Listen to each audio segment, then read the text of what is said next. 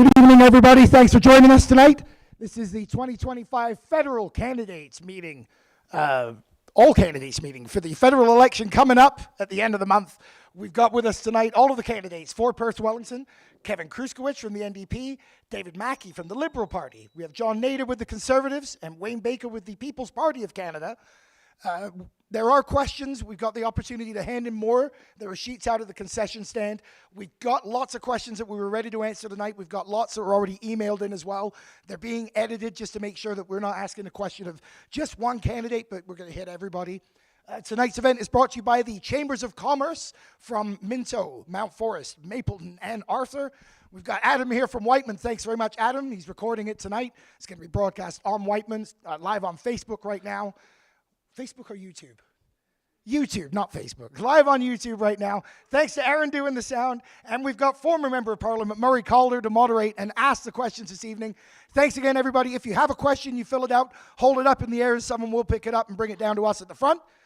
And without further ado, I'll pass you over to Murray Calder. Thank you very much. Gentlemen, we're going to be working on a very informative night here tonight. Everything's going to be fair, and I've got a bunch of questions in front of me. I'm looking for a bunch of answers. Now, opening statements, we will take and do it this way. 2 minutes for opening. So I'll be starting with Kevin, going down the line, 2 minutes. Closing will be in reverse order, so I'll start with Wayne and go back down there. So starts off Wayne, you get last word, and Kevin gets last word. Answers will be 1 minute long.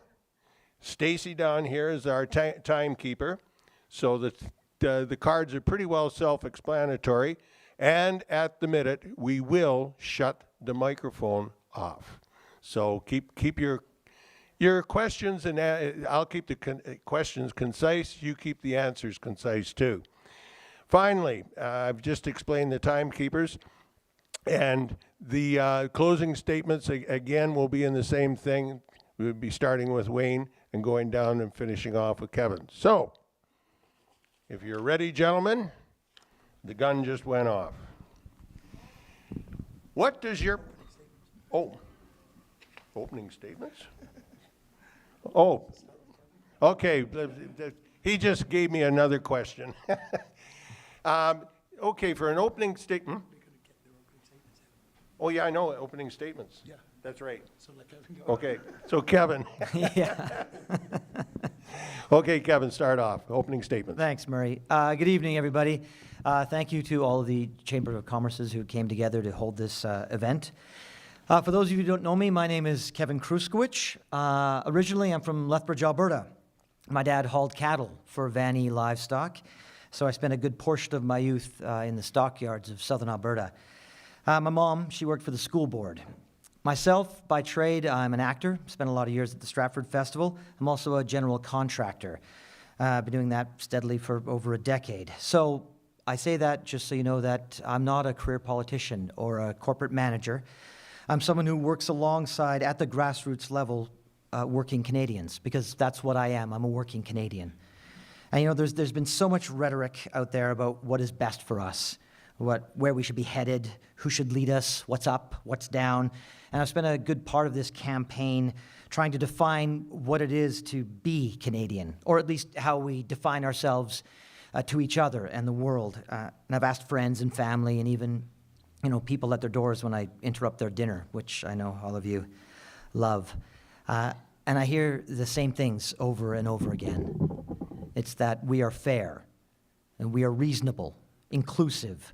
We care about our neighbors. We value community. We have universal health care. We take care of our own. This is what I'm hearing. These are Canadian values. And these are the values that the NDP were built on. Values that still drive us today.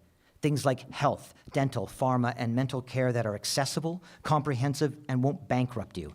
Protected pensions so you can retire with dignity. A revamped EI program that cuts down wait times and pays you more when you need it most. National rent control in quality homes built sustainably by Canadians for Canadians using Canadian materials. Lifting each other up, making sure no one falls through the cracks. For 60 years, We have been a progressive voice of compassion for working Canadians. We have taken Liberals and Conservatives alike to task for.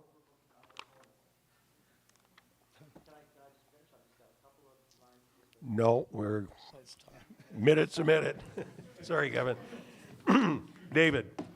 Hello, everyone. I'd like to thank the Chambers of Commerce of Mapleton, Minto, Arthur, and Mount Forest for hosting the event tonight. We live in strange times. This election is different. When you look at the world around you, what do you see? Do you see global chaos with trade and security partnerships being shattered? Do you see threats to our economy? Do you even see the threats to our democracy? And why is this happening? Why have we allowed a political system to reward some politicians who intentionally provoke us using slogans and gimmicks which causes polarization and sparks chaos only for the cynical purpose of them to gain power? I'm here today because I believe this needs to stop. You and I both know that this nonsense is not good for the farms, for the businesses, for the people and the families of Perth Wellington. This polarized political environment is not good for Canada.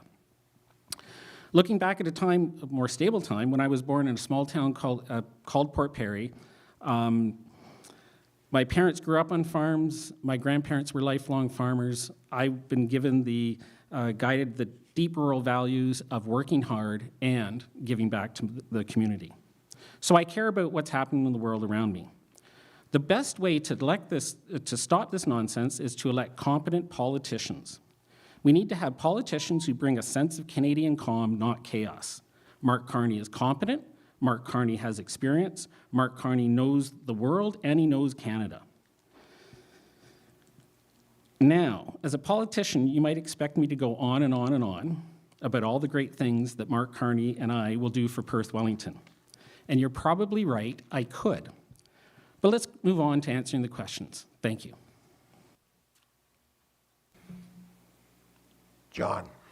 Thank you, Murray. It's wonderful to be here tonight, and a big thank you to the Mount Forest, Arthur, Mapleton, and Minto Chamber of Commerce, not only for sponsoring tonight's debate, but for your great advocacy on behalf of small businesses in our community. And it's wonderful to be here back at the Norgan, which is a wonderful downtown fixture here in Palmerston, and I think it's a tribute to community. That the community saw the need to revitalize this very building and came together with the Lions Club, with the town of Minto, to save this building and to preserve it as what I believe is the only municipally owned, volunteer-run theatre in Ontario. So it's a real testament to the value of community coming together. And I will just apologize, anyone who came here tonight to watch the new Minecraft movie. Sorry, it's not going to be quite as exciting, but it should be hopefully interesting nonetheless. My name is John Nader, and I'm very honored to be the Conservative candidate here in Perth Wellington. In every election, I make a very simple pledge, that I will work hard on behalf of every person in every community in every corner of Perth Wellington.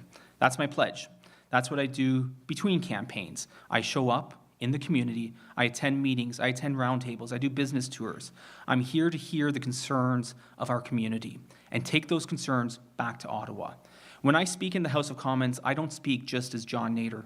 I speak on behalf of the citizens of Perth Wellington, what I hear on the ground each and every day. In my words and in my actions, I try to restore a sense of decency and sincerity in the House of Commons. I read and review each bill and each motion that comes before the House of Commons, and I ask myself, how will this affect the people in Perth Wellington? And then I make a decision on how to vote on that bill and how to best represent the people of Perth Wellington. On April 28th, I ask for your support. My name is John Nader, and I'm honored to be your Conservative candidate. Thank you. Thanks, John. Wayne. Good evening. I'm Wayne Baker. I'm the candidate for the People's Party of Canada, and when I was involved with the Chamber of Commerce in Arthur, I never thought I'd be in this seat here. So I never envied the people in this seat, but here I am. I believe in a country that respects the sovereignty of God, crafts its laws based on that respect, and allows its citizens unfettered freedom within those bounds. I believe in a country that treasures the nuclear family as its most precious and fragile institution. I believe in a country that encourages its youth to be industrious, prosperous, generous, and resilient. I believe in a country that, where justice is quickly and fairly applied to all without exception. I believe in a country where its leaders and institutions are accountable and held to account for decisions made outside the best interests of its citizens. I believe in a country that properly manages its obligations without overburdening its citizens or its future generations. I believe in a country that takes care of its injured, its disabled, its elderly, and infirm, and otherwise legitimately disadvantaged. I believe in a country that honors its veterans, its law enforcement personnel as the heroes they truly are. I believe in a country where its citizens hold their neighbor's liberty to a higher esteem than their own liberty. I believe in a country that respects its citizens and the moral choices they make. I believe in a country that allows its citizens to speak openly and freely without fear of reprisal or penalty of any kind. Okay, gentlemen, we will get into the questions now. The way the question is going to be asked will be in descending order. So I'll start with Kevin, then David, then John, then Wayne. Next question will start with David, then John, then Wayne, and end up with Kevin. So then nobody's on the hot spot right off the bat. Okay, first question is on the economy. What does your party propose to do about the ever-increasing cost of living, and explain how this will help the average lower-income Canadian? Yeah, Kevin. thanks for the question, Murray. Yeah, the NDP proposes to a tax cut for working families. We want to raise the basic tax exemption to $19,500 and cut that strata for working Canadians, which would put about $505 on average back into your pocket. We also want to remove the GST off of essentials like your internet, your heating bill, diapers, things like these that most Canadians need. The other proposal is a cap on grocery prices, removing a consumer carbon tax. We want to double the Canadian disability benefit, and we want to raise the guaranteed income supplement for seniors.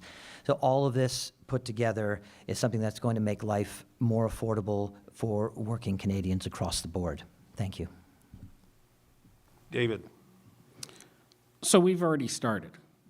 We've got childcare programs, we have dental care programs, we have pharmacare programs, and gas prices are down.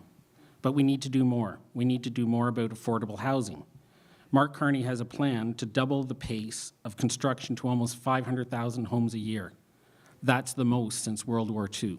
We have to take this seriously. We have to make sure that the cost of living for average people meet the needs with the jobs that they have. Thank you. John. So the cost of living is the number one issue I hear when I'm out at the doorsteps, when I'm in line at Tim Hortons, when I'm out at the grocery store. It's the number one issue. So how do we address this? A few things we need to do right off the bat. First, we propose to cut the lowest bracket of the income tax by 15%. So those who are making the least will have the greatest benefit from that cut.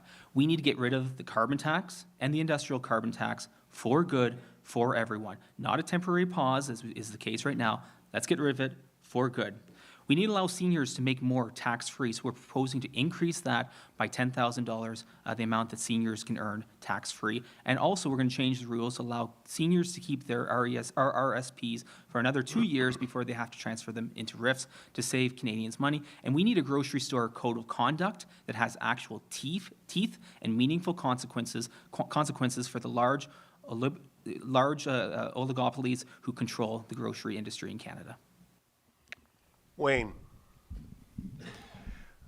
Right off the bat, the biggest problem we have is inflation, which drives the cost of living. The People's Party of Canada proposes within the first year of our mandate a 0% increase or 0% inflation. We need to stop inflation. We need to reassert the value of our dollar. The other issue that we deal with in this country is cost of government. Our government, our taxes are exorbitantly out of proportion to what we actually earn. And we need to aggressively address those costs and bring them into a more realistic aspect of our lives. Thank you. Okay. The next question, we'll start with David. Canada's national debt has risen from $600 billion in 2015 to well over $1 trillion. This is more than all the previous governments combined, and a trajectory course that needs to be stopped. How does your party plan to address the national debt? I'm going to use one word, and the word is balance. We have income, revenue, and then we have spending. We need to have the balance right. We need to be taxing the right people at the right levels. We need to be growing the economy to increase what we can spend on important social programs. On the social programs, we need to have effective and efficient rollouts of those programs, and we also need to do investments to make sure that we have the right infrastructure so that we will grow the economy in the future for future generations. Thank you. John. So first of all, why is it important to get the debt and deficit under control? Currently, we're paying over $50 billion every year just in debt servicing charges, just the interest payments for the national debt. That is more than the federal government spends each year on health care. So until we get our fiscal health in order, we cannot invest in the priorities of Canadians if we're spending $50+ billion every year on debt servicing charges alone, not even touching the principal. What we've proposed in our party is to be very clear with when we make a commitment. So every commitment we've made so far in this campaign and every commitment we will make will also come with how we pay for it. We've committed to a dollar-for-dollar law, so every new dollar that we propose to be spent will also come with an equivalent dollar of savings. We will be open, honest, and accountable with Canadians for every dollar that we spend. And our investments in Canadians will pay dividends if we can get our debt and deficit under control. Wayne. Translate Mr. Nader's $50 billion. That actually translates into $1,000 million a week. Now, if there's 200 of us in this room, which I really doubt, our net worth was each $1 million, that would blow through the total net worth in this room in about 2 days. So we are servicing a massive debt. We are a resource-rich country, and we need to exploit our resources to bring the debt under control. The previous government had 10 years to bring pipelines to each shoreline, and we could be servicing our debt off the sale of our resources to alternate countries other than a discounted sale to U.S. That's just the beginning of what we can get into. Thank you. Okay. Kevin. There's a lot of talk from other parties about a whole bunch of cuts and then a whole bunch of investment. That's basic math doesn't add up. To balance the budget, we'd have to pull about $43 billion out of Canada. I don't know where that comes from. We believe that these are dire times right now, and what we need to do is invest in our own infrastructure. We want to remove the $18 billion in subsidies to oil and gas and reinvest that into a clean economy. We want to invest that into training workers and building homes, so we invest in our own industry, and that will start to drive the economy. And as we stabilize ourselves, and so we're not buffeted by our neighbors to the south, then we can start looking at cutting, then we can start looking at balancing. But the idea right now to be austere or to privatize so we can pay for something later is not something that the NDP believes in. We believe investing in ourselves now to make ourselves stronger, so then later we can balance what needs to be balanced. Thank you. Okay, my next question then is on housing, and that'll be going to John. There seems to be a housing crisis across the country, with not enough lower income, affordable housing options available, let alone enough places to house a growing population. How will your party address the housing issues, both affordability and inventory? Absolutely. And so there's a lot that can be done and a lot that needs to be done. First and foremost, we've proposed 2 cost-saving measures for new homes. We'll take the GST off of new builds up to $1.3 million, saving over $50,000 for a new home. We're also going to work with municipalities. So for a municipality, if they cut their development charges, the cost that every new build has to happen, we will reimburse them for half that cost up to $50,000. So on a new home, we can save up to $50,000 or up to $100,000 on a new build. That's step one. Second, we have to work at innovative solutions, and we need to look to what's already working and happening in our communities, including right here in Palmerston, where there are new units being built with built-in secondary units for an adult child, for an aging loved ones, so that when they're built, when they're designed, they're already in place. So that's an important thing. Third, we need to treat municipalities with the respect they deserve and look at what they need. One of the biggest issues that I hear from municipalities time and time again is water and wastewater projects. We need to work on that. Wayne. We're one of the most sparsely populated countries on the planet, and we have land coming, we have massive amounts of land. We've chosen to settle on our farmland and in areas that are going to negatively affect us in the future.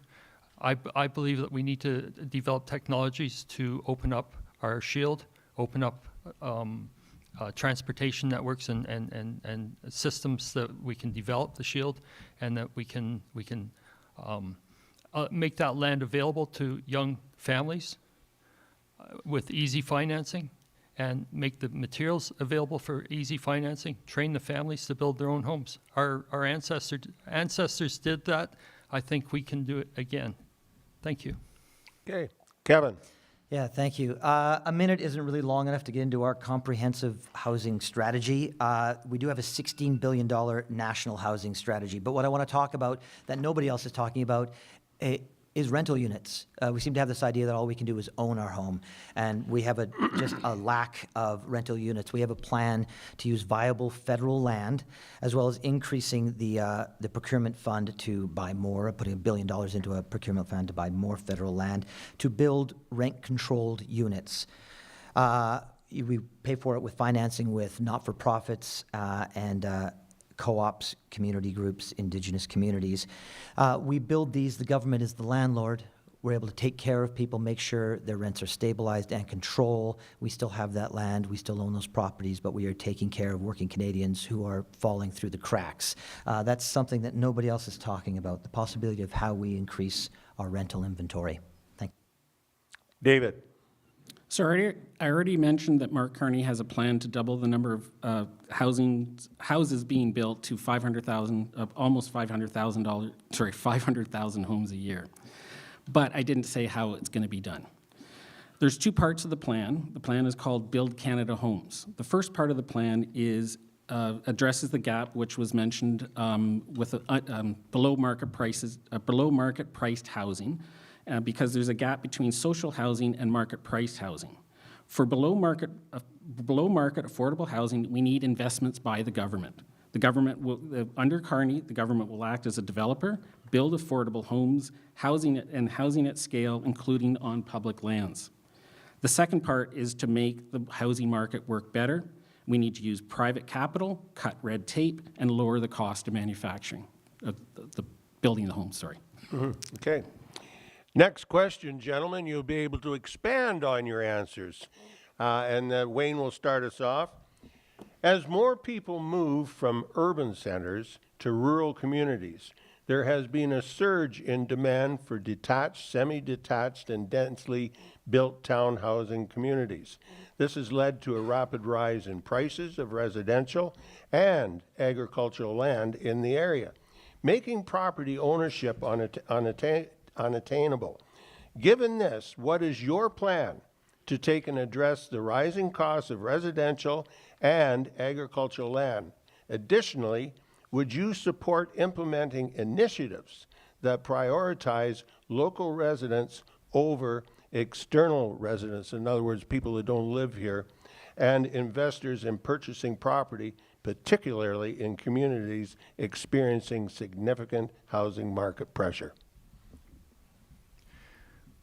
We have an issue of 2 competing forces. We've got housing and we've got agriculture. I think we all like to eat.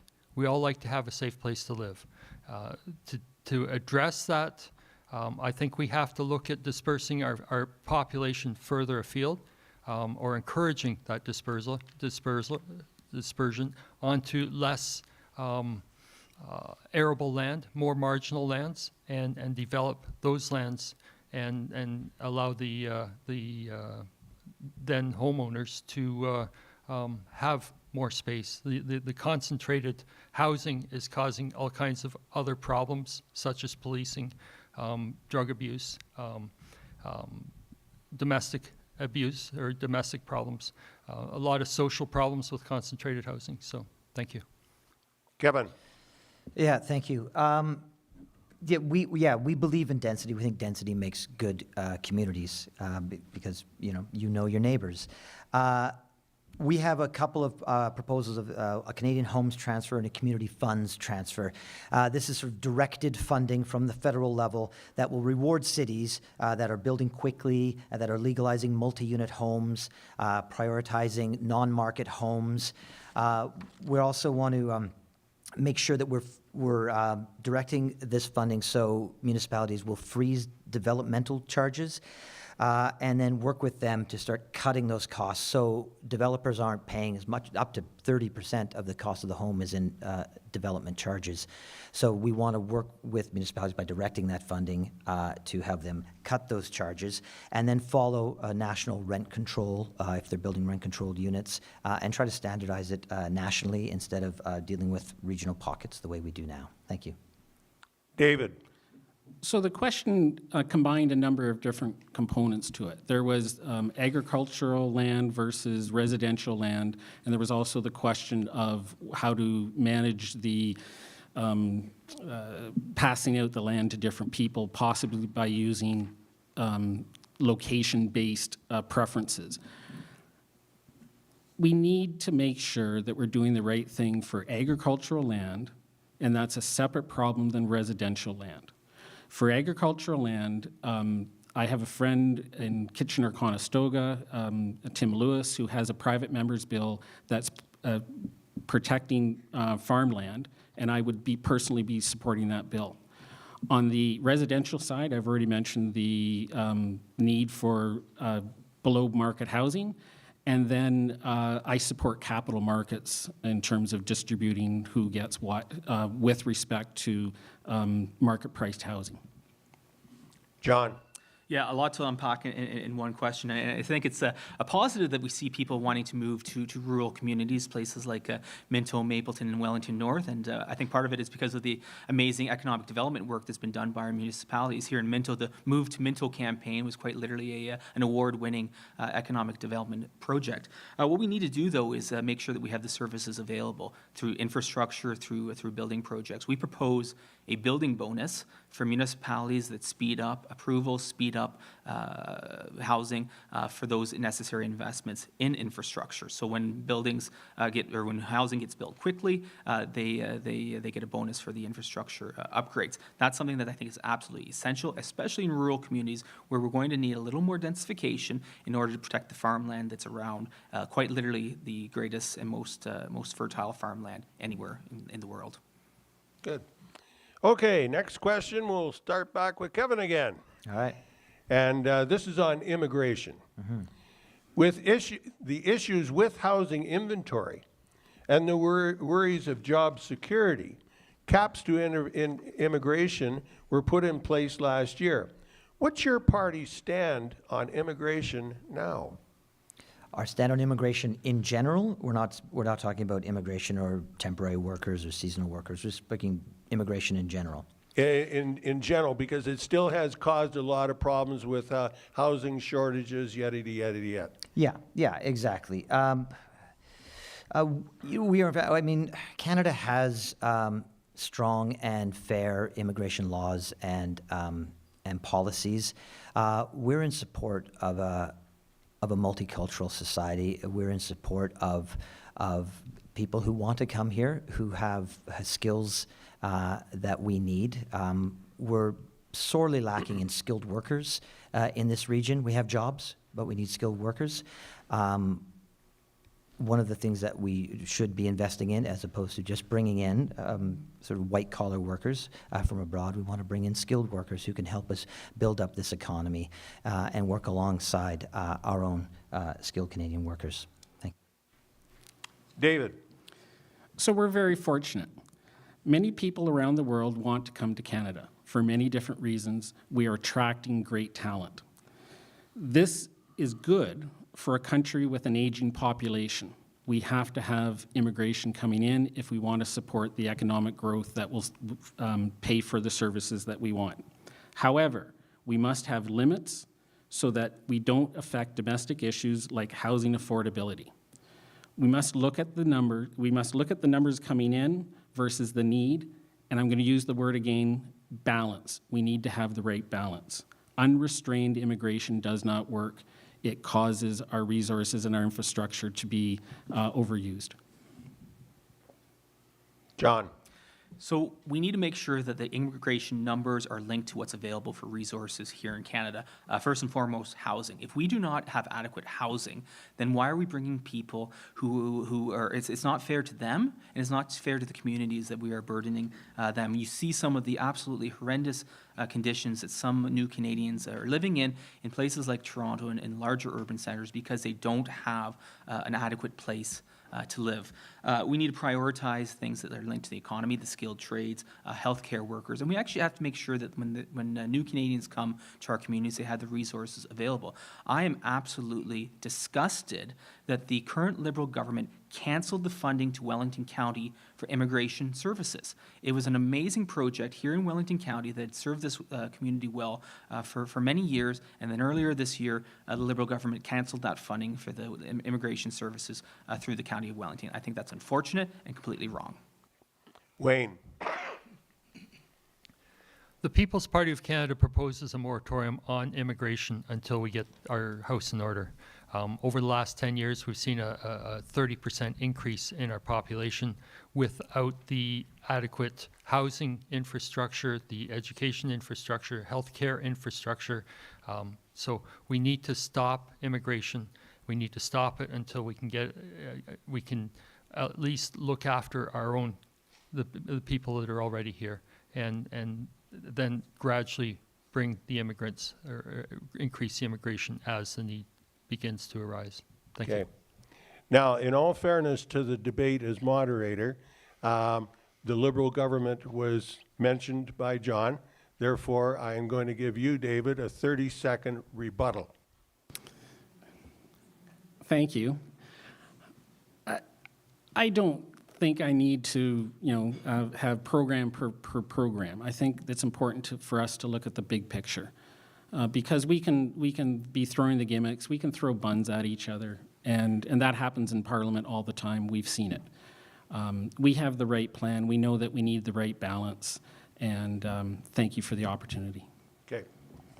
Okay, our next question, which will be starting with you, David, again, follows along on the issue of jobs. The uncertain economy created by the tariff situation is creating a lot of job insecurity across the country.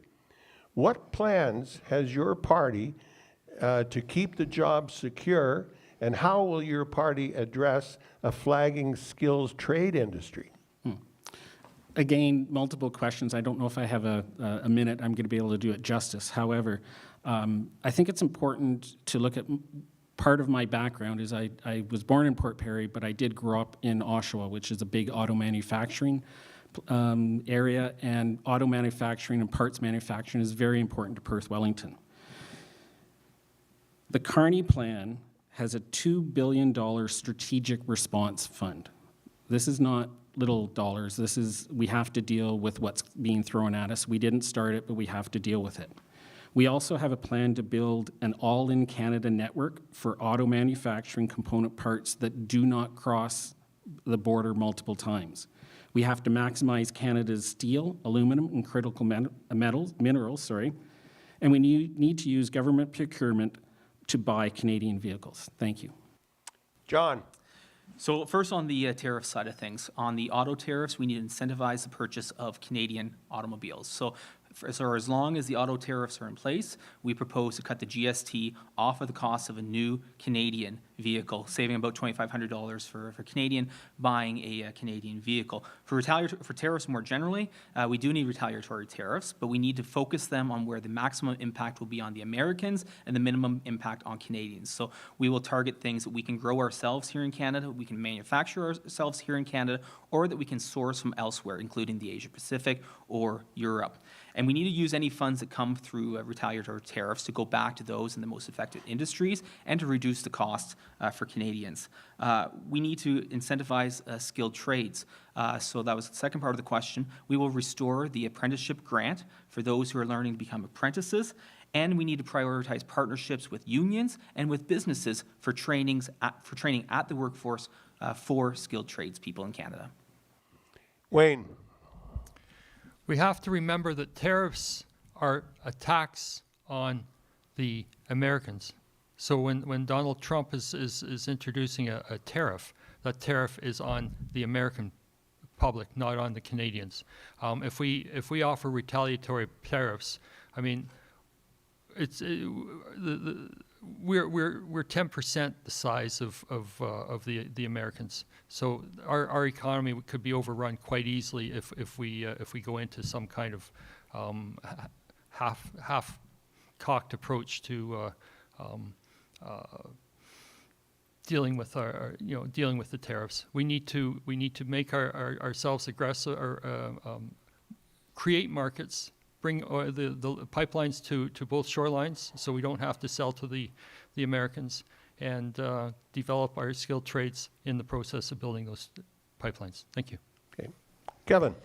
Yeah, we've got sort of a multi-pronged attack to this. We do believe in targeted counter tariffs, but every dollar of those will be rolled back into a reinvestment into our workforce, into a plan of retrofitting. So those counter tariff funds, as well as some funds from pulling subsidies off of oil and gas, will roll into what we call a retrofit program, where we want to retrofit 3.3 million homes, lowering energy bills using clean energy materials. But part of that plan, that reinvestment, is into skilled workers. We want to train our workers in new clean energy techniques and skills. We want to reinvest in a workforce and train them that way. We also want to alter the procurement plan for any sort of federal infrastructure plans, so that Canadian companies must be buying Canadian cars, they must be using Canadian materials, and unionize Canadian labor.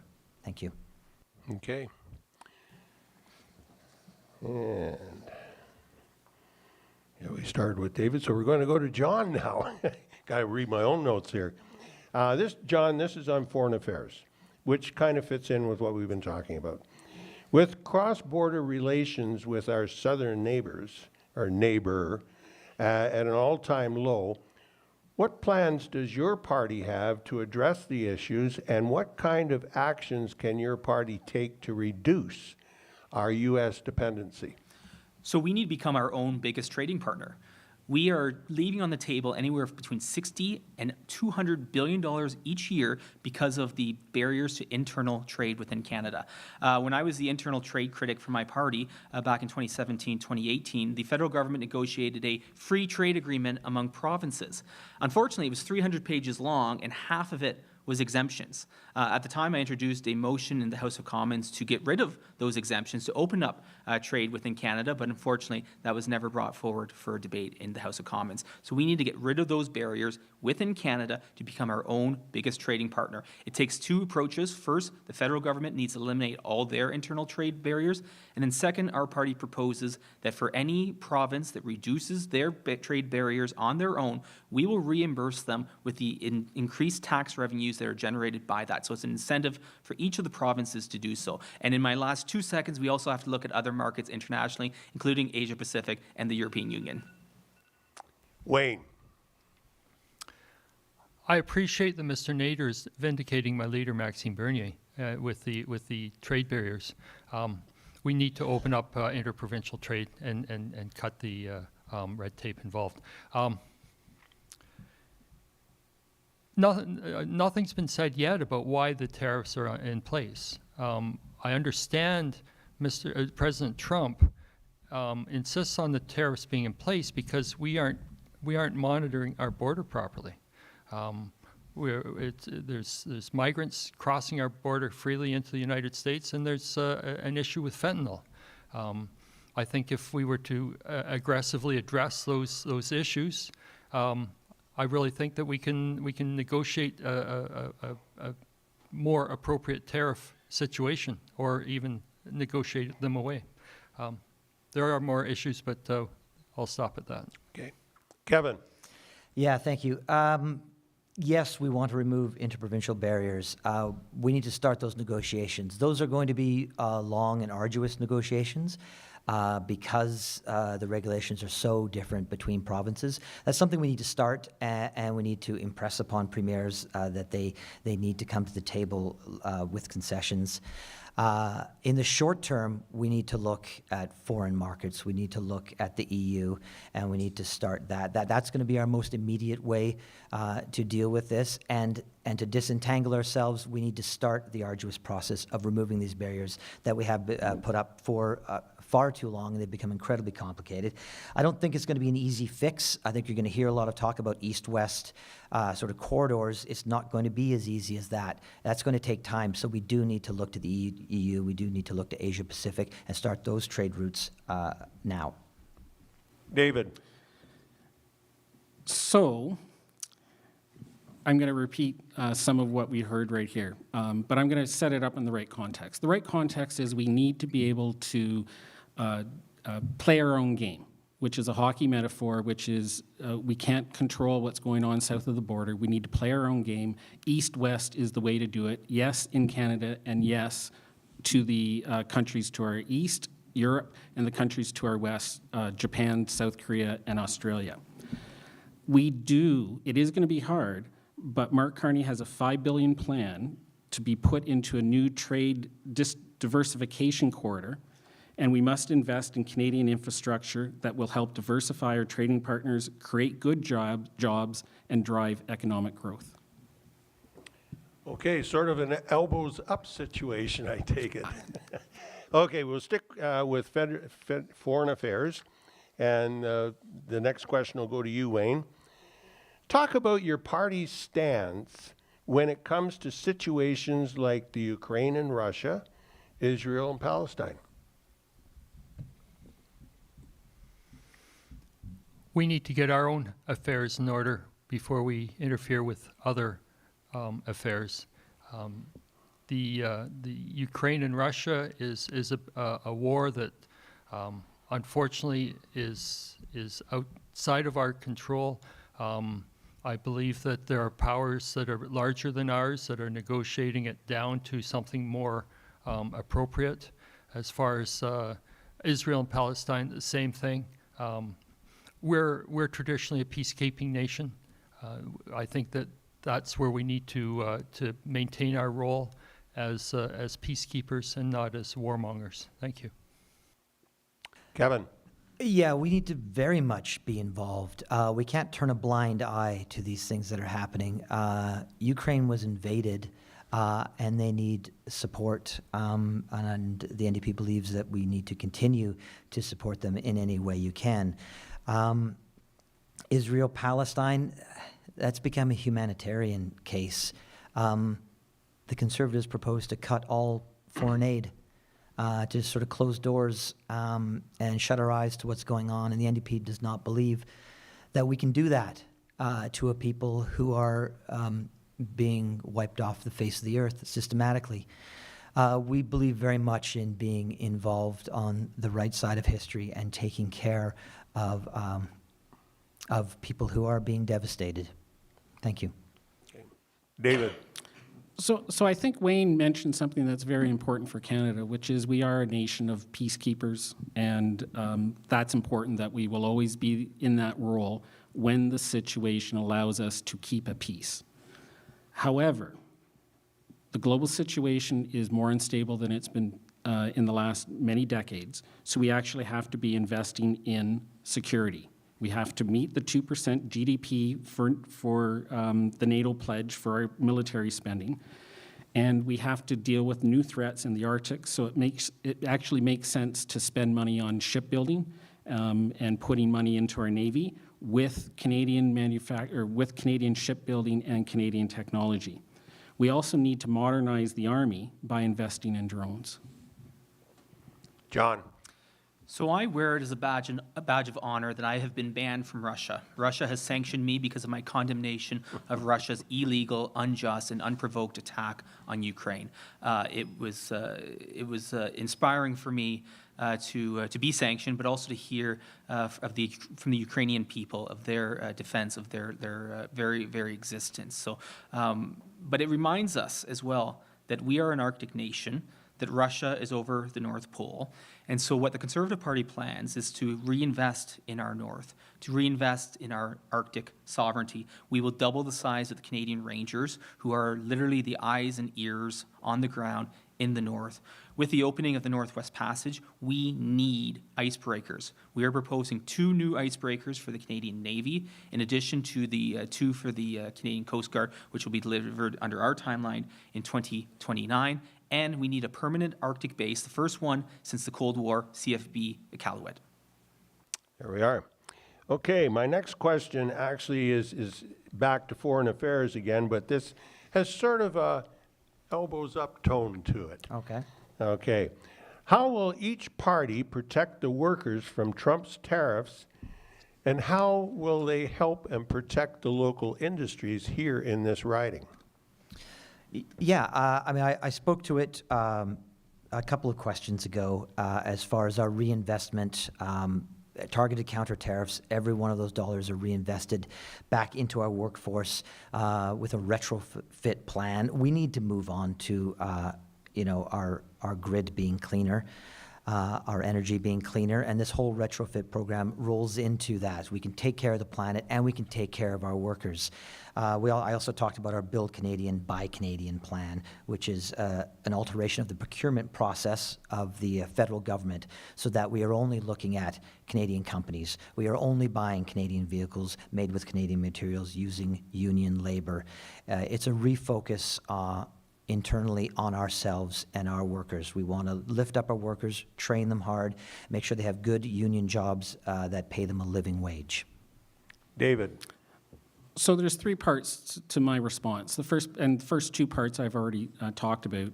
First of all is we need to play our own game. We need to look after ourselves. We need to be building east-west. We need to lower interprovincial trade barriers. We have an immediate response, which I had mentioned was the $2 billion strategic response fund to deal with the immediate impact of the north-south disruption. And then I'll go back to something I didn't talk about before because I ran out of time, which is we need to invest in our people. We need to have skilled trades. We have an apprenticeship grant for up to $8,000 for registered apprentices. And we also need to increase interprovincial labor mobility, not just trade. We need to be able to have our labor be flexible. John. We need to build things in Canada again. And this goes actually beyond the Trump tariffs. This has been going on for a number of years. We need to be manufacturing stuff in Canada for Canadians. One of the things that has been handcuffing us is the inability to get big projects built in Canada, like an east-west pipeline. One of the reasons is Bill C-69, what we call the No New Pipeline Bills. We need to reverse that bill first day in office so that we can build that east-west pipeline. Second, we need a national energy corridor so that big projects can be built, so that we can get resources from Western markets to Eastern refinery capacity and to tidewaters. And we need to invest in Canada again. So one of the things we are proposing is when you have a sale of capital gains, instead of it being taxed, we're saying that we will allow you to defer the capital gains tax if you reinvest in Canada. If you take those capital gains that you've earned and you reinvest it in Canada, we will defer the capital gains tax on that. Wayne. Some of the best paying jobs we had before the previous government was in the oil sands in Alberta. I think we need to reinvest in our natural resources. We need to encourage our industries to possibly retool to supply those natural resources with the necessary equipment to bring our oil and natural gas to the Tidewater. Thank you. Okay. Then we'll start off with David this time. This is a question that was submitted to us earlier tonight. How do you plan to work across party lines if your party is not elected as the leader? That's a great question, because that's one of the reasons I'm here tonight. When I was growing up in the 70s and 80s, I felt politics it's always been rough and tumble. You need to have partisan politics. You need to be battling hard for what you think is right for Canada. But that's the difference possibly between what we have then versus what we have now. I believe every politician back in the 70s and 80s was dedicated to Canada, and that they had honest debates with what is the best way forward.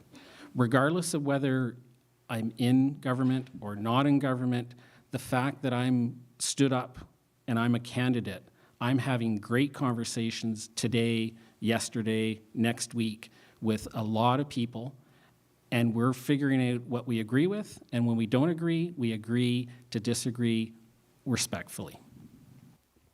John. So I'm proud to say I have a lot of friends in Ottawa that don't necessarily share my my political color. My kids used to, when they were younger, used to make Valentine's cards every day, and we would share them with members of all parties. Elizabeth May and I became good friends. She's the leader of the Green Party. We don't agree on everything. We may not agree on most things, but we're also friends, and we have those ability to work across party line. In committee, if you review committees that I've sat on, we've been able to work and do good work across party lines. One of the proudest things I'm proud of is my work on the Heritage Committee, where we took a real meaningful approach to the Hockey Canada scandal and brought about meaningful change by the removal of the entire board of directors and the CEO from Hockey Canada after the horrendous, absolutely terrible work that they did covering up sexual assault allegations. So I'm proud of that work that we did together across party lines to take an important cause, an important issue together as a committee. Wayne. Politics is all about negotiation and using one's ability and influence to modify or encourage one's view. There are many opposing views, and that's the beauty of our democracy, is to be able to work with those views and come up with something that resembles a functioning system that we can all be proud of. So it's a matter of working together in the same playing nice in the same sandbox. That's basically it. Kevin.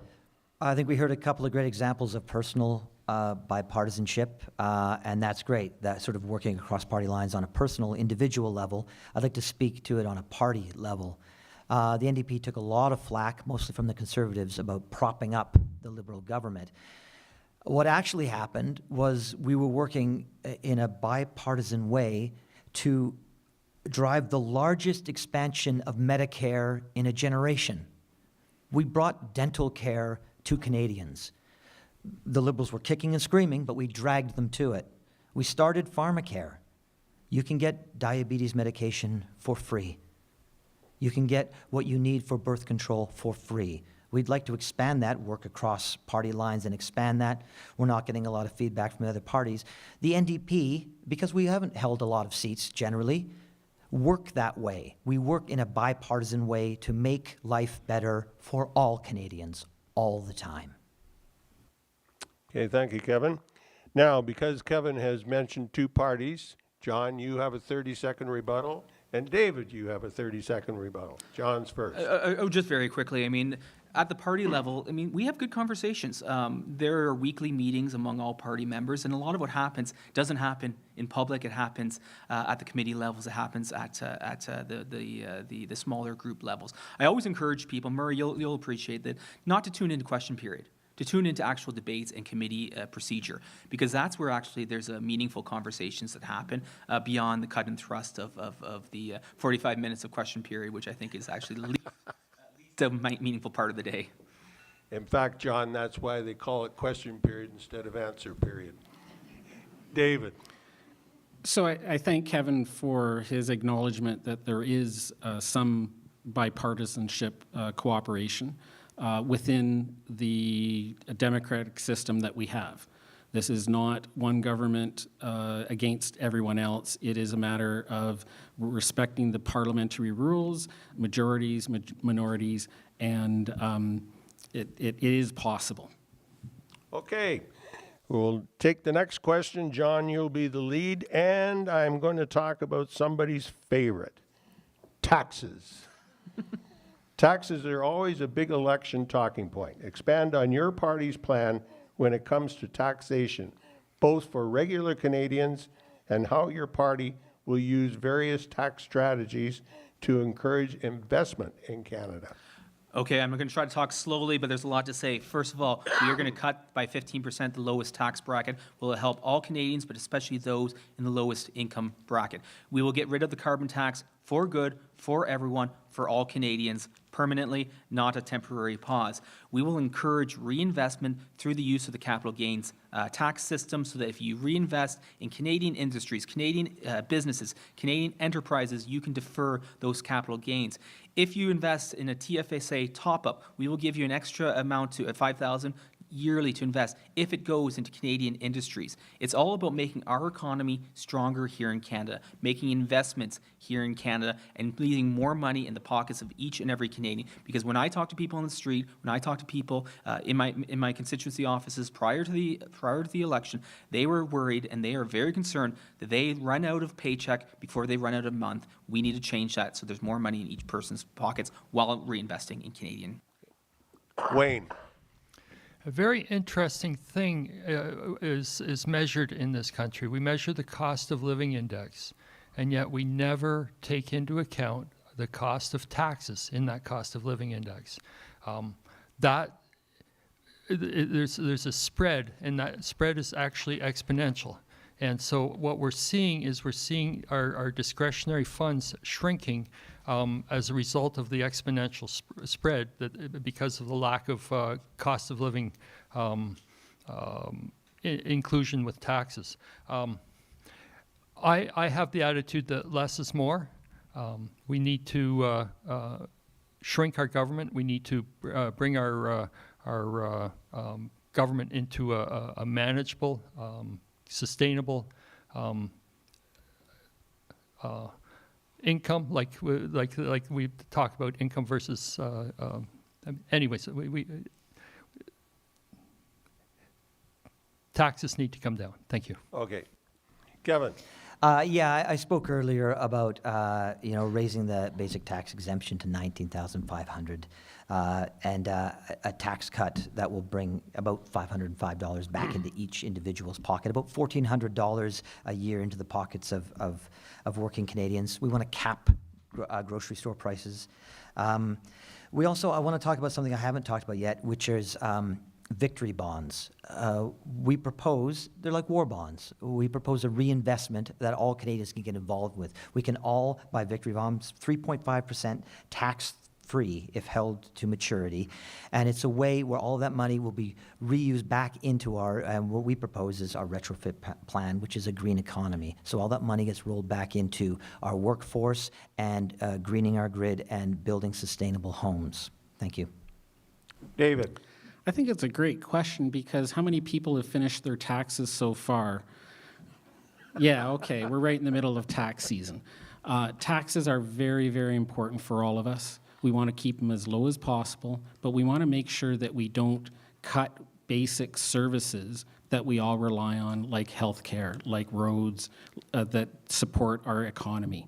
So it's important to keep taxes as low as possible, but it's also important to make sure that we have the right investments so that we can grow our economy, so that we will be able to tax more in the future, properly distributed, and be able to pay for important services like healthcare, education, and I can go on and on and on. It's a matter of balance. It really is a matter of balance, and I come back to that word. Thank you. Okay.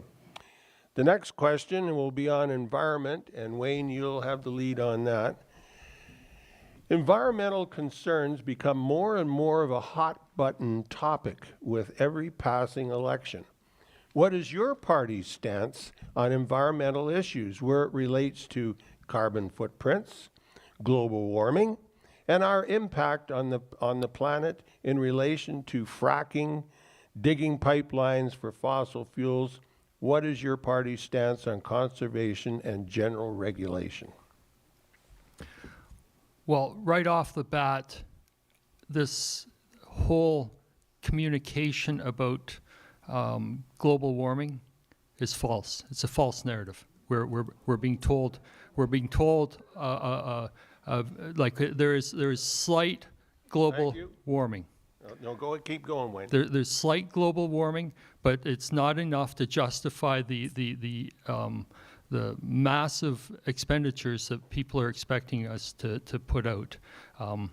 The atmosphere, what drives our no, this is more than a minute conversation, but what drives our environment or our weather is the difference in temperature between the equator and the poles. Now, the equator is pretty constant, but the poles change, and that's where our change in weather comes in. Thank you, Wayne. You can actually address that issue with the population afterwards. How's that? Kevin. Good luck, Wayne. Obviously, I've been harping on it a little bit. What we're hearing, especially with this east-west corridor, is leaning back on an old idea. We've got to get more oil. We've got to get more natural gas out there. More. We're not a party that believes in that. We want to cut the subsidies to the oil and gas industry. We need to be in the process of weaning ourselves off of that. Do we still need it? Yes. Do we need to reinvest and increase it? No. We need to invest in a green economy. We need to invest in new forms of energy. We need to be working with our farmers who are way ahead of the curve. And we need to be talking with them about carbon capture and how we can quantify that and how we can use it. We've got a lot of arable land out here that farmers are taking care of. We can learn from them. We can talk to them. But we believe very much that we need to be moving away from fossil fuels, not reinvesting into more of it, fracking for more natural gas. That's the whole retrofit idea. We're going to save Canadians about $4,500 a year in retrofits on their home. David. When I go knocking on the doors, I meet a range of people. Some lean right, some lean left, some lean green. One of the conversations I had with a green-leaning citizen was the hope that Carney does not forget about climate change. And I'm here to say that we're not going to forget about climate change. It is real. It has to be addressed. It has to be addressed in a way that everyone can deal with. We know that the price on pollution for consumers is not working for everyone. We pulled that off the table. However, we do have to continue to have a price on large polluters being plus 50K tons of carbon emissions, and that needs to stay. We need to improve carbon credits for large polluters. We need to add incentives for small polluters to decrease the carbon footprint and give more options. John. As so often is the case, here at home, we are leading the way in so many things. I want to highlight the Wellington County's Green Legacy Program. This is the largest tree planting program in North America. I was there at the Wellington County Museum when they planted their 3 millionth tree. They are leading the way. And when the federal government comes in and says we're going to plant 2 billion trees, well, they should take their lesson from Wellington County, because when Wellington County plants trees, the trees stay.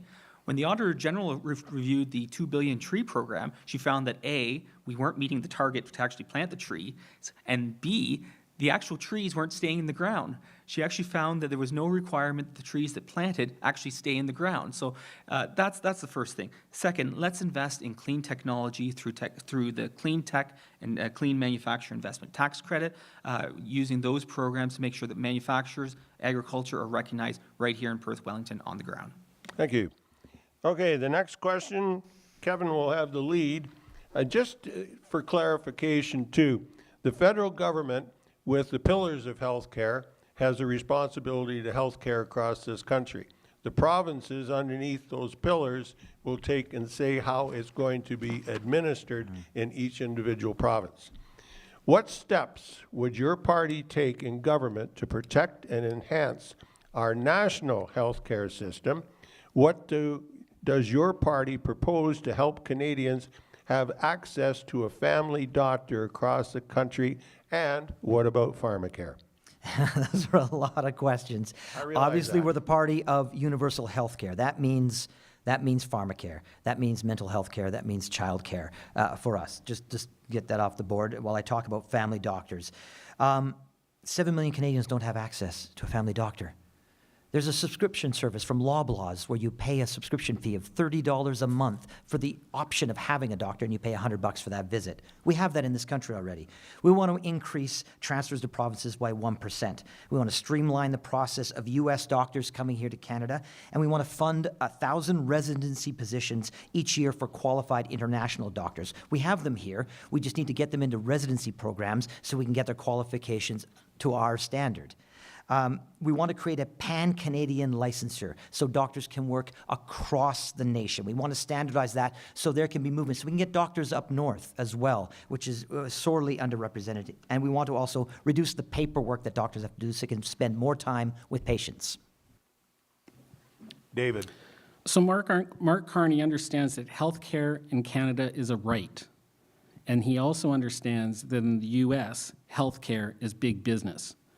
This fundamental Canadian right will be protected by a Carney government. Now, it would be nice, we need to modernize our healthcare system.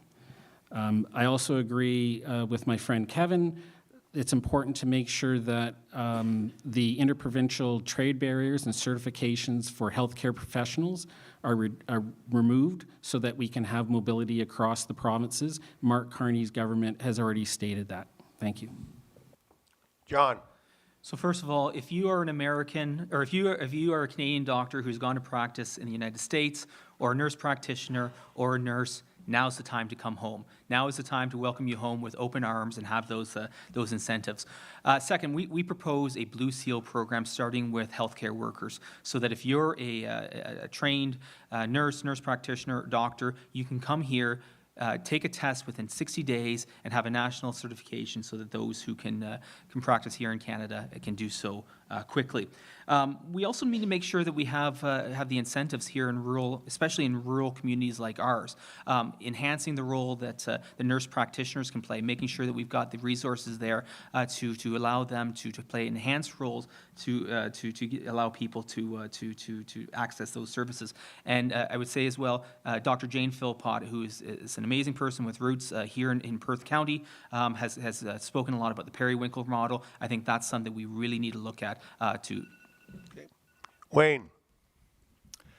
I find it interesting that we don't think consequentially in this country. Less than 3 years ago, we kicked a lot of our health practitioners out of the country because they refused to acquiesce to the shot mandate. We also are somehow not talking about education. I mean, we have the capacity to train more doctors and then increase more healthcare professionals into the economy or into our society, so that we can adequately address the supply shortage that we have.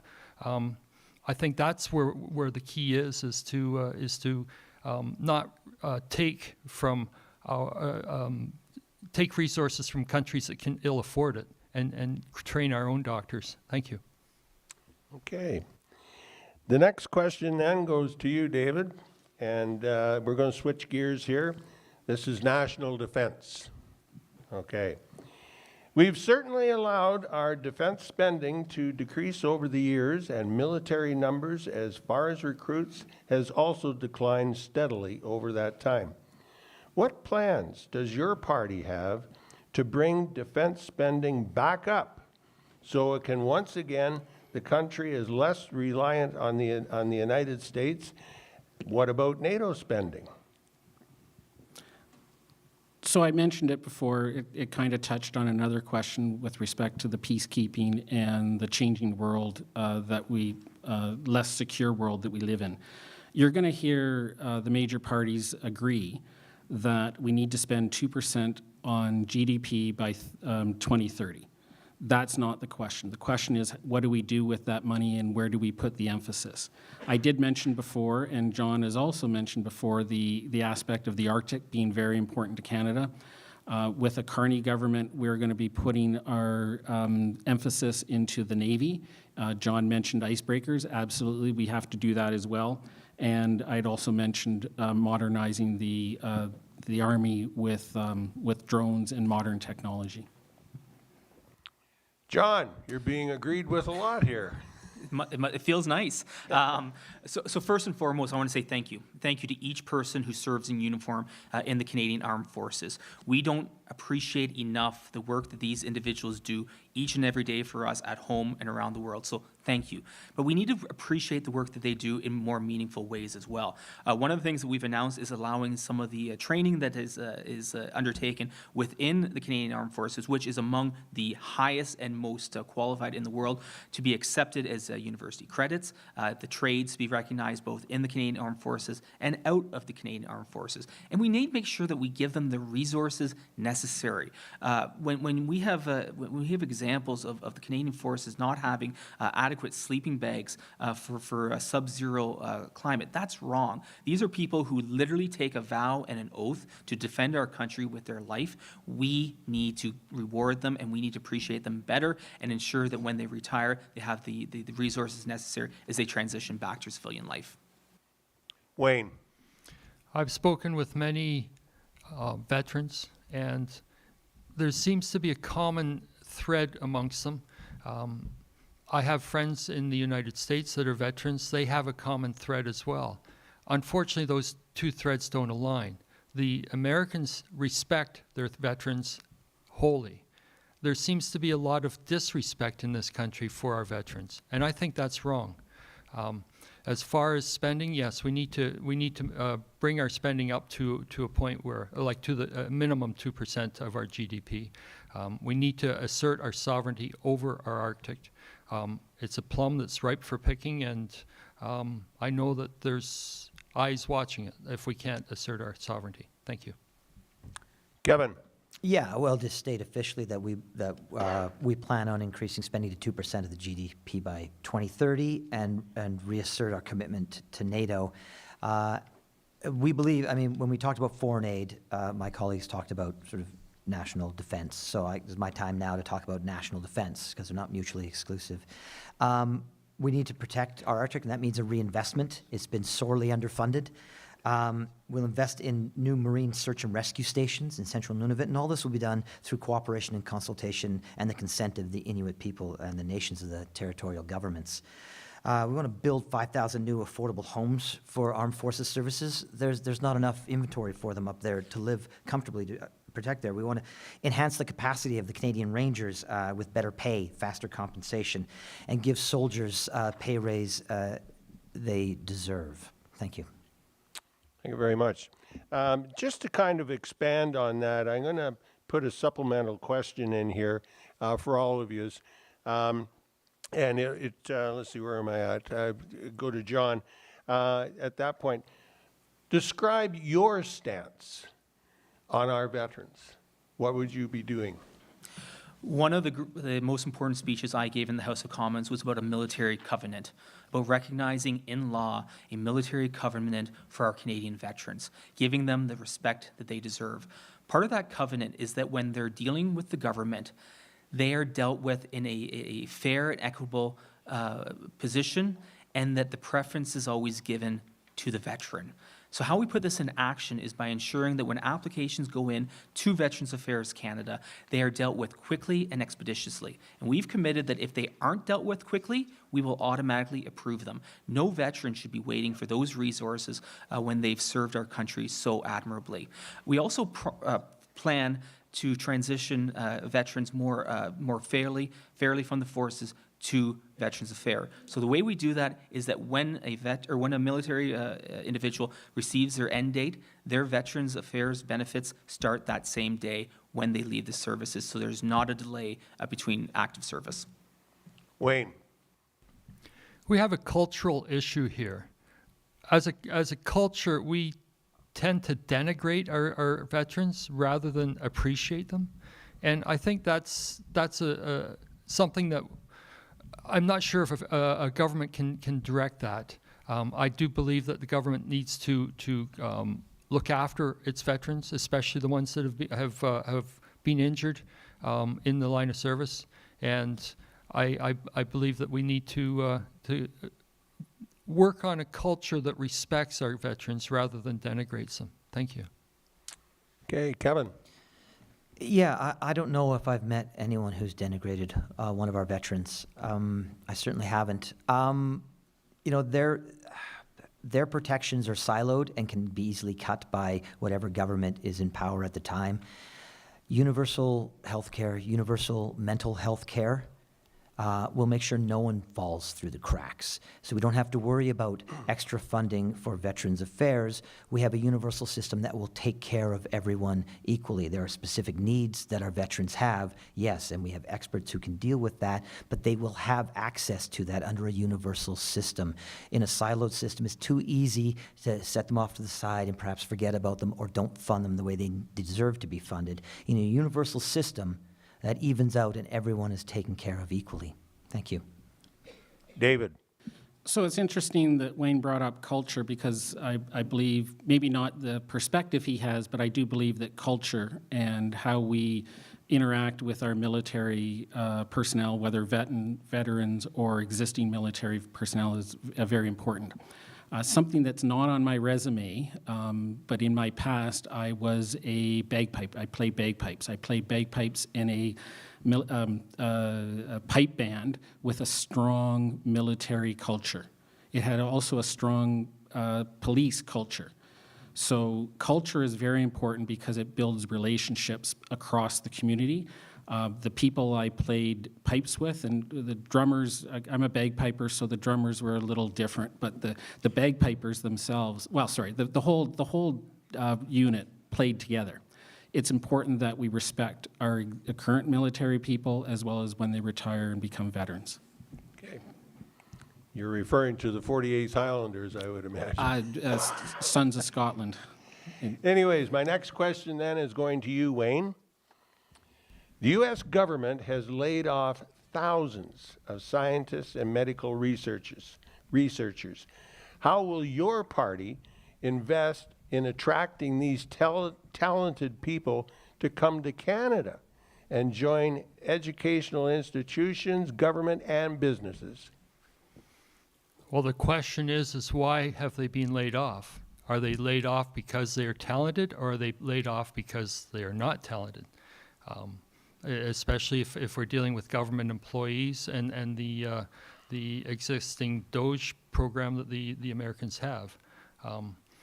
If they're highly talented, then they will not be laid off for long. They will find employment, whether we can compete for their attention or not. That's depending on how much we want them and their services. Thank you. Kevin. The system that we have is overly bureaucratic. There's too much paperwork. Doctors spend hours and hours a week, which could be spent on patients doing paperwork. We want to streamline that, simplify that, so they're not spending time doing that paperwork. So we're going to incentivize that by going, this is going to be simpler for you. With a pan-Canadian licensure, you can be wherever you want. You can move. You're not going to be trapped in one place or another. You can come here, be where you want to be, move across the country if you want, multiple practices. We want to streamline all of that bureaucracy for you, so it's a simpler system for you. And it's also sort of a cultural setup where they'll want to come back to a place that wants to have them and wants to invest in them and their business here in Canada. Okay, David. So I've mentioned before that immigration is important and that we bring in highly skilled people from around the world that want to come here. The second part of the equation is that we have to be able to use those people in a way that's effective, that meets our needs as quickly as possible. We need to be able to make sure that the barriers between provinces are low so that we have medical professionals available to go back and forth, and that needs to change. John. Well, following up on what I was talking about earlier, specifically about the medical professionals, where there's high skilled, high demand openings here in Canada, let's reverse the brain drain. We've always spoken over the last decades about highly skilled Canadians going elsewhere to find their fame, find their fortune. We need to reverse that. We need to make Canada the #1 destination for investment and for highly skilled, highly trained individuals. We have the opportunity now to have an economy here that is firing on all cylinders, that we can attract qualified people for those high in demand, while also making sure that we invest in Canadian businesses, Canadian industries, so that we can manufacture things in Canada, so that we can have a process here in Canada that makes us the most viable, economically strong country in the world. Okay. My next question is kind of federal, kind of provincial, but I'm looking for an answer for this.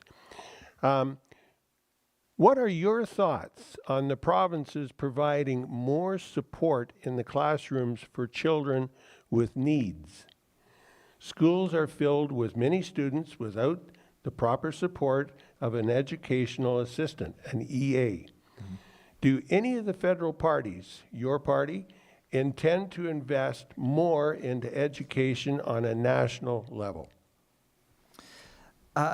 We believe in a universal childcare, which is an investment into that. We push for. We started with daycares, pushing for $10 a day daycares, and we would move to targeted funding for our provincial institutions. I mean, these negotiations, as we talk about removing barriers, that's something that's got to be on the table with provinces as well, talking about how we can fund and standardize our education across the nation so that we know that we have enough support in the classrooms. So it's about targeting the funding and also bipartisan work.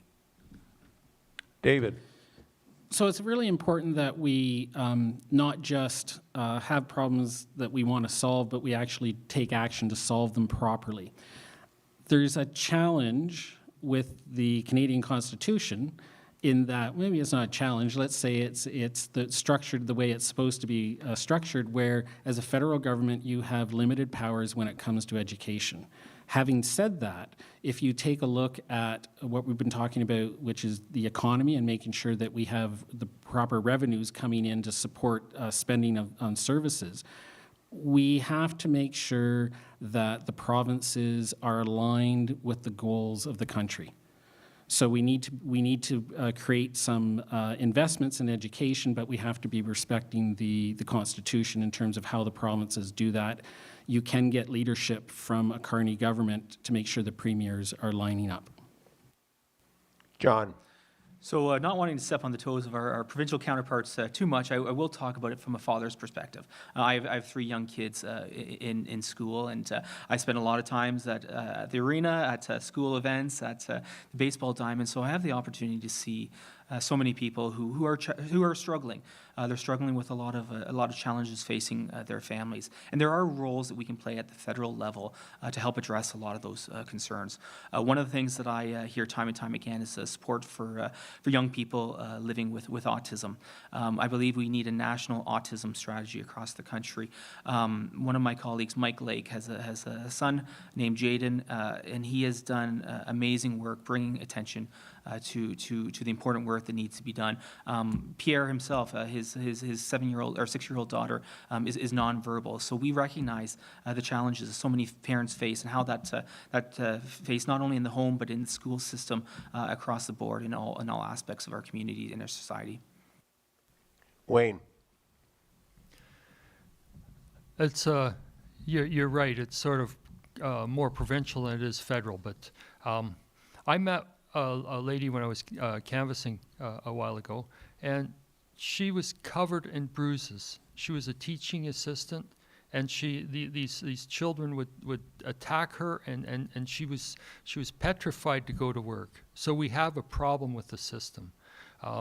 As you hear my counterparts, there's always this really sick equation that more money equals better outcome. We need to break off that equation. It's more money plus proper accountability can lead to a more acceptable outcome. Thank you. Okay. These next three questions are, I'll entitle them, "You the man," sort of thing. Okay. Will you stand up to your party leader if they push initiatives that are contrary to the interests of the constituents in Perth Wellington? David. That's a great question. Obviously, I'm representing Perth Wellington, and that's the voice that I will be taking to Ottawa. One of the things that I think is important to Perth Wellington is the agriculture society, the part of the agriculture sector. And I believe the Liberal Party could use a stronger voice representing the agriculture sector in Ottawa, and I would certainly be a very strong voice within a Liberal government caucus to make sure that the residents and the farmers of Perth Wellington get the representation that they need within a government. John. So the short answer is yes, and the longer answer is look at my record. Look at my voting record in the House of Commons. I approach everything with the view of, is this good for Canada? Is this good for Perth Wellington? It's only third or fourth that it looks at a party perspective. So I voted with my party, obviously. I voted against the majority of my party on different matters. Why? Because it's a question of what are the people in Perth Wellington saying? What is important to the people in this room, in coffee shops across Perth Wellington, around kitchen tables, around the conversations on farms and in barns across this riding. That's what I take to Ottawa each and every day. Winston Churchill said that there should be three priorities for a member of Parliament. The first was the duty to one's country. The second was the duty to one's constituents. And only third and last, was the duty to one's party. Wayne. Mr. Nader missed the first duty, and the first duty is to our God.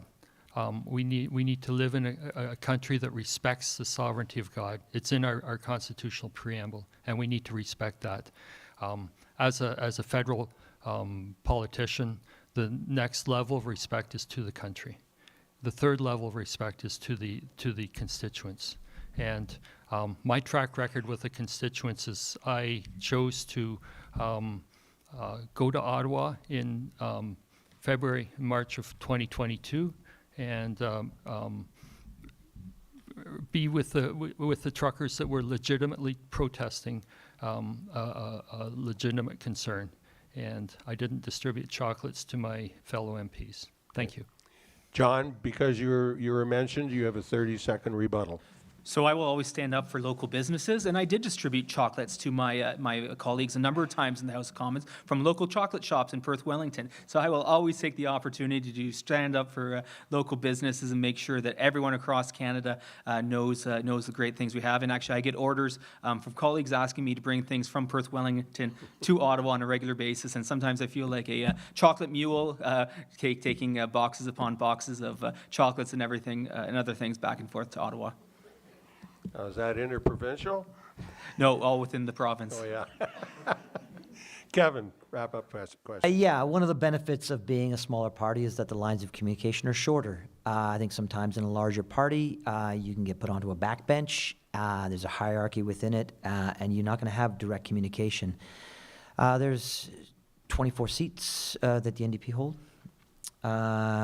So they're far more involved with each other in those communications. Sure, I find it even as a candidate that it's far easier to me to talk with high-level policymakers within the central party.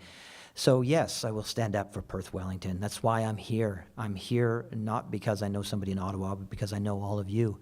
And you all and this riding means a lot to me. And so I'm here to speak for you. Okay. The next question goes to you, John. And this is kind of an interesting question.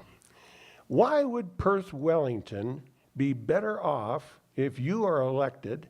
And what can you do for the rural areas in this riding? So my commitment is very clear. I will be a strong voice for this riding in Ottawa, and not for Ottawa in this riding. We need to do away with this idea that Ottawa knows best. Time and time again, as we debate in the House of Commons, there's matters that are brought up about what Ottawa should be doing, what Ottawa should be doing here, what Ottawa should be doing there. We need strong voices in Ottawa. Too often I see MPs who've gone to Ottawa who forget who they serve. They serve their constituents, not the other way around. And there's got to be a re-enhancement of that. So if you listen to my speeches in the House of Commons, I will very often read quotations from emails, phone calls, text messages that I get from my constituents, because I want to make sure that their voices are heard in the House of Commons when I speak. I'm not speaking just as John Nader. I'm speaking the voice as the voice of the 116,000 people who live and work here in Perth, Wellington each and every day and drive this local economy. Wayne. Our country is in serious trouble. We are running a massive debt. Our interest on our debt is over $1 billion, or roughly $1 billion a week. I wouldn't be sitting here if I thought that our country was being properly run. I wish it was. I wish that our government had have met with our truckers when they were desperate, rather than being declared enemies of the state. I wish that we didn't run a $172 billion deficit before COVID even struck. I wish that the proper science had been listened to during COVID. I wouldn't be here otherwise. Thank you. Kevin. Yeah, I work in a lot of different industries. I'm in the arts. I work in the trades. I've got a lot of experience in those facets in this riding, what it means to be an artist in this riding, what it means to be a tradesman. I need to sit down and spend more time with our farmers. If I'm being honest, I think the NDP needs to invest in a stronger and more fierce policy for agriculture, and that would be my spearhead for this community, is that I need to demand from our leader, from our party, that we focus on the economic driver that agriculture is, especially as we bring down political barriers and trade. Agriculture is going to be the biggest driver in this region and will make us prosperous if we build it the proper way, and my drive is to invest in the agriculture of this region. David.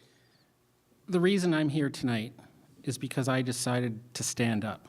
And the reason I decided to stand up is because I believe I have skills that can help my neighbors and their families navigate the current challenges, both globally as well as locally. My experience crosses business, whether it's the auto industry when I was a co-op in General Motors in Oshawa, or whether it was as a manager in a high-tech industry in Ottawa. I've served global customers, and I know what it takes from a business perspective to make revenue, to make less expenses than revenue, that you make a profit over and over and over, and that you have recurring revenue that doesn't stop after 1 year. My experience in business and on the boards of the Stratford Public Library, as well as internet not-for-profit boards, prepares me for this moment. Thank you. Okay. I believe the final, it's Wayne I'm going to, right. This will be an interesting question. What actions and policy will your party put forward to take and unite the country? Furthermore, what has your party accomplished recently to do so? Wayne.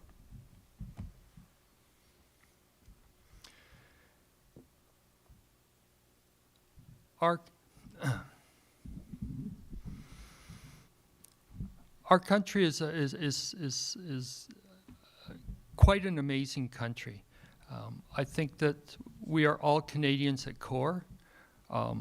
My party encourages our Canadianness, and we need to continue to encourage that. We're seeing a lot of dissension from the West. And the fear I have is that we will see Alberta separate from our confederacy, and I'm concerned about that. Thank you. Okay. Kevin. Yeah, we very much believe in the collective. What have we done nationally? Dental care, pharmacare, child care. We're a party that believes we work better when we work as one. We're stronger. National rent control.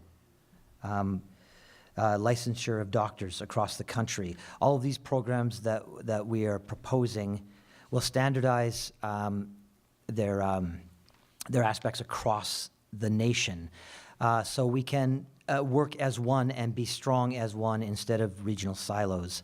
Will that take work? Yes, of course it will. We're not naive, but we believe in a collective approach because that makes us stronger, both as Canadians and as individuals. Okay. David.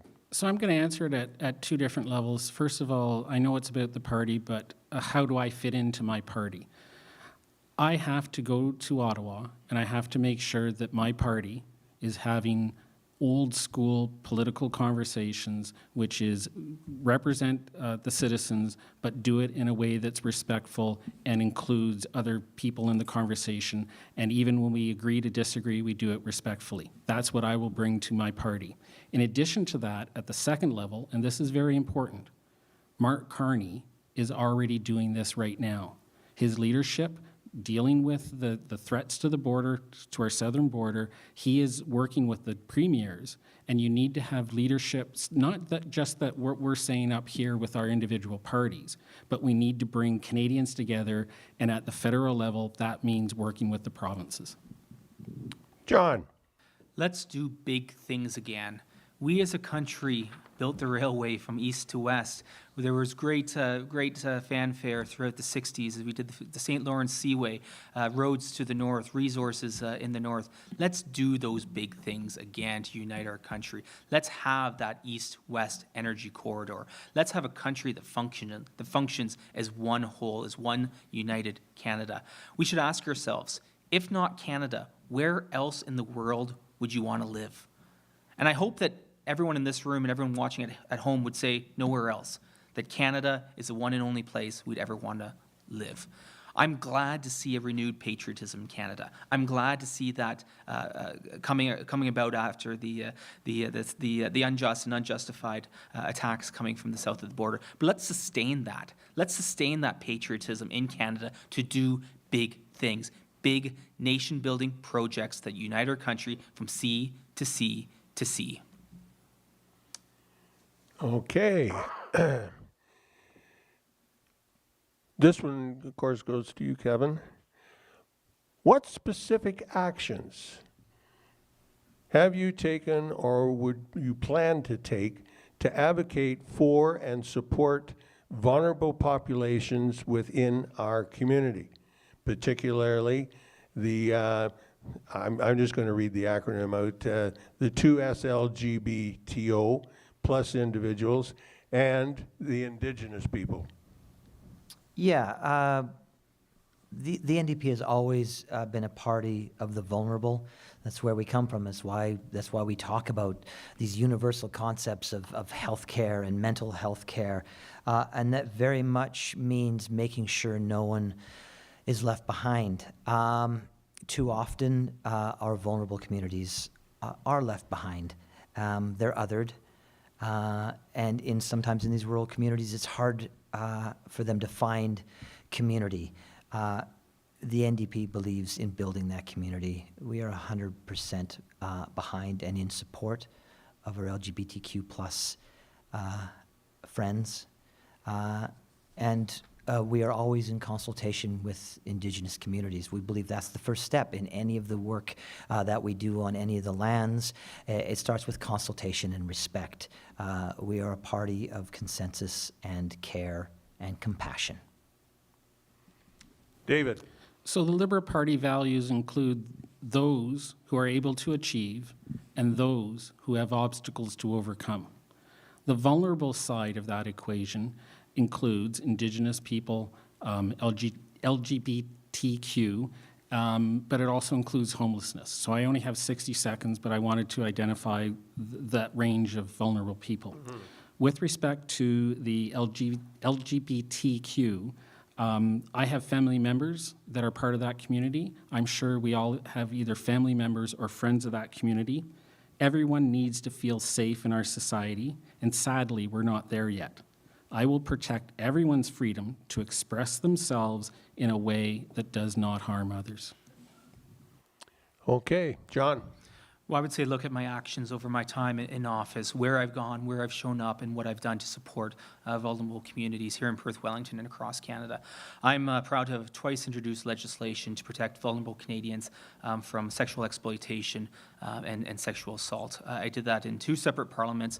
Sadly, neither of those bills passed, but we need to make sure those living with disabilities and young people are protected. Second, Indigenous peoples in Canada need to be partners. They need to be partners in resource development, and they need to be partners as we provide, ensure that they have access to clean drinking water. It is crying shame and absolutely unacceptable that there are people living in Canada who do not have access to clean drinking water. Here in Palmerston, here in Minto, we wouldn't accept for 1 minute not having the ability to turn on the tap and have clean drinking water. And finally, I show up. I show up at events in our community, whether it's Minto Pride or whether it's events in Stratford through the Stratford Perth Pride. I show up and I support the community. Wayne. I think it's abhorrent to hold one group of Canadians above another group of Canadians. You mentioned earlier that we need to primarily focus on federal rather than other levels of government. I think that federally, we need to recognize every individual who is a Canadian as a Canadian, and we need to stop with these acronyms, and we need to stop with this division. And I think we need to hold our heads high as Canadians, be proud as Canadians, and move forward as Canadians, not as some acronym. Thank you. Okay, gentlemen, final question, and then we'll go into the wrap-up. Now we'll start with Wayne. I was the moderator for the provincial election, and I did happen to notice there was a certain amount of finger-pointing going on.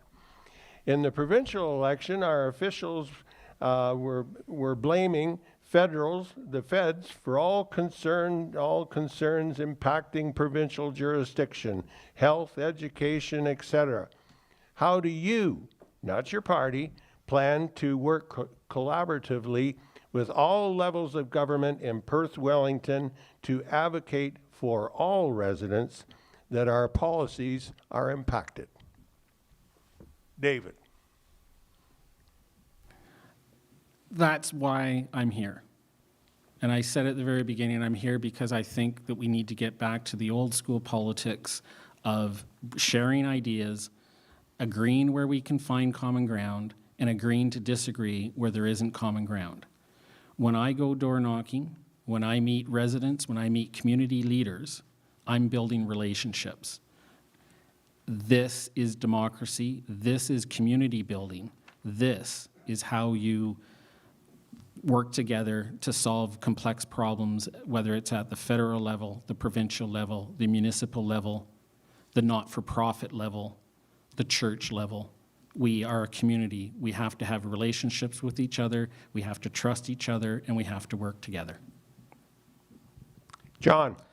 I've been blessed over the last number of years to have strong relationships with provincial counterparts and with our municipalities. We have 9 municipalities in Perth, Wellington, spanning 2 counties. So we have 9 mayors, 2 wardens. And I think it's important that we work with our municipal partners. We work with our provincial partners. We can point our fingers either direction all the time and say this is federal, let's blame it on the province. But at the end of the day, there are certain things that do need collaboration through all 3 levels of government. And when I look at things here in Perth, Wellington, infrastructure is one of those things that has really been a challenge because there hasn't been that need to build, that effort to build. We need to make sure that municipalities have the resources necessary so they can deliver the services to people on the ground. So we need those strong relationships to get wastewater built, to get water infrastructure, to get that underground resource or underground infrastructure built. It's not sexy, it's not exciting, but those are the things that actually make sure when you turn on the tap, when you flush the toilet, those are going to work. Wayne.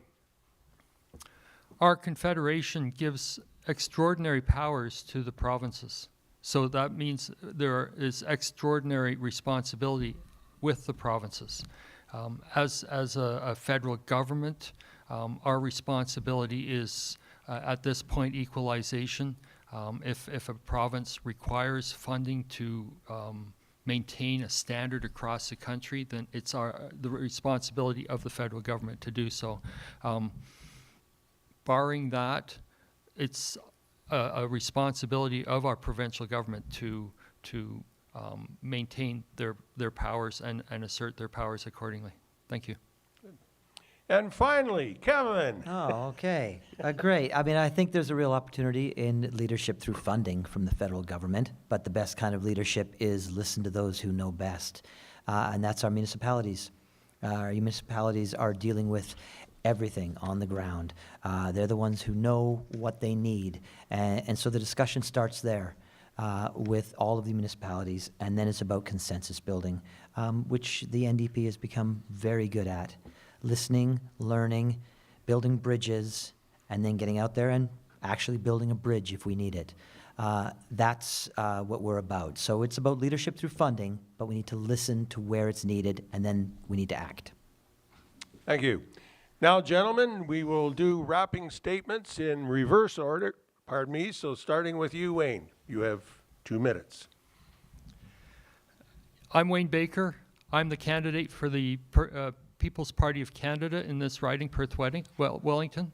The People's Party of Canada have 4 foundational principles based on freedom, responsibility, fairness, and respect. We offer Canadians a real principled alternative to the uniparty that we're facing with the Liberals, the NDPs, and the Conservatives. They are all driving our country in the same direction. I'm standing here to say that is a very dangerous direction to go in. I've read enough history I've yet to hear someone tell me a socialist country that actually works. And that's the direction that all 3 parties are driving us, some more aggressively than others. I'm here to say, let's put on the brakes. Let's stop. Let's honor our ancestors who came to this country looking for freedom. Let's reassert our freedom and reassert our independence and our confidence as a result. Thank you. I'm Wayne Baker. I'm the candidate for the People's Party of Canada. Thank you. John. Elections are about the future. I have always believed that a better future is possible for all Canadians, for my family, for your family, for all families who make this place home. It's why I go to work every day. It's why I get up in the morning, get the kids on the bus, and then go meet with constituents. In any given year, I attend hundreds of community events and an equal number of meetings with constituents at their farms, at their places of business, in community halls across Perth-Wellington. I do this because I'm here to fight for you. What you tell me, what you bring up to me when we're chatting at a firefighter's breakfast, what you tell me when we're in line at Tim Hortons, what you tell me when we're buying soap at the grocery store, it means I can take those issues back to Ottawa. It's what motivates me each and every day. In every election, I make one simple but fundamental pledge, that I will work hard for every person in every community, in every corner of Perth-Wellington. That's my commitment to you, and that will be my commitment each and every day that I have the honor to serve as your Member of Parliament. My name is John Nader. I am honored to be your Conservative candidate here in Perth-Wellington, and on April 28th, I ask for your support. Thank you. David. I started tonight by saying that we need to elect competent politicians. I ask you, when you look at the stage tonight, who do you feel will best represent the people of Perth-Wellington in these turbulent times?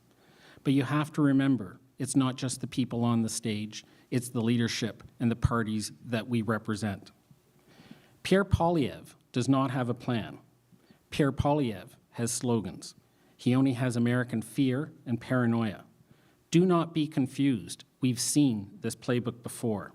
Slogans and gimmicks do not fix complex systems. They don't protect farms. They don't protect the people of Perth Wellington. A vote for John Nader is a vote for Pierre Poilievre. And we know this because John has voted with Pierre at every turn.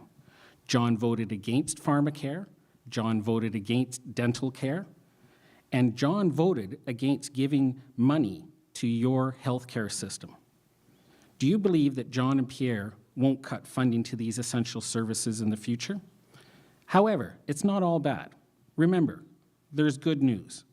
We all have superpowers. We can vote. We can stop this nonsense together. I have business experience in management working in complex systems and delivering world-class Canadian products to customers around the world. I have public service experience in the library and internet sectors. I also have the rural values of working hard and giving back to the community. A vote for me is a vote for Mark Carney, a competent leader you can trust in this strange and unstable time. This election is different. The choice is clear. Use your superpowers wisely on April 28th. Kevin, last but not least, that's for sure. Well, once again, I want to thank the Mapleton, Minto, Arthur, and Mount Forest Chamber of Commerce for putting on this event and for giving us the opportunity to talk with all of you and to engage with my fellow candidates. And I want to take a moment to thank the gentleman sitting up here tonight. Whatever your stripe and whatever it is I think of your politics, I want to thank you for standing. I do. I think you keep us all engaged with the democratic process, and that's vital.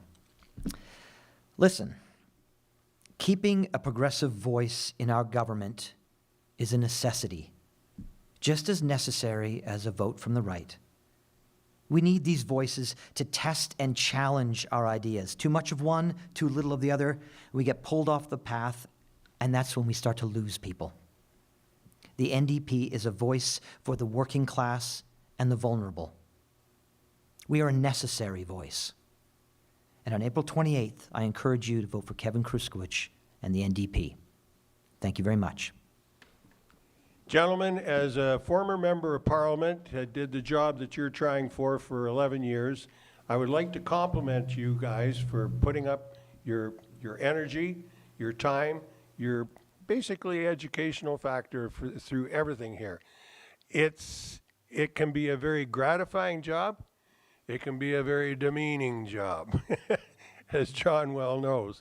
But the thing is, I do know no matter what your color, you're out to do the best for us in Perth Wellington, and congratulations for that, and I'll turn it over to Chris. All right, that wraps it up. Thanks, everybody, for coming out. Thank you very much to Kevin, David, John, and Wayne. Thank you very much to the Norgan Theatre for hosting, letting us all come here. Thank you once again to all of you for coming out tonight. As these guys say, it's a democratic process. Without your participation in it, it really is meaningless. So thanks again for coming. Thanks to Murray for moderating. Thank you to Stacy. Thanks to Aaron doing the sound. Thank you to Adam for recording it with Whitemans. And thanks again, everyone, for coming. I'm Chris from 88.7 The River.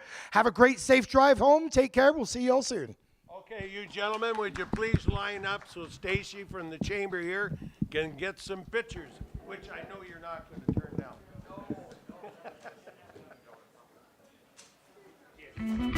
down.